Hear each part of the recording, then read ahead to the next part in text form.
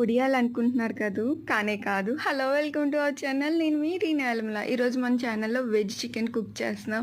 Veg chicken, మాక్ chicken. ఇది ఒక plant and seaweed మెటీరియల్‌తో చేసే ఒక చికెన్ లాంటిది.